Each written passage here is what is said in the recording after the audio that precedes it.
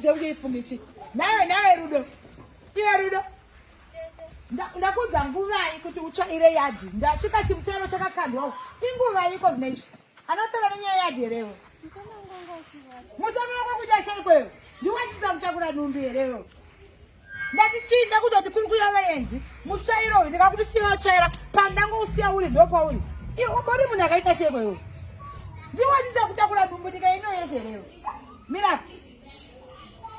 Iko nezviwapoda uda kwenda.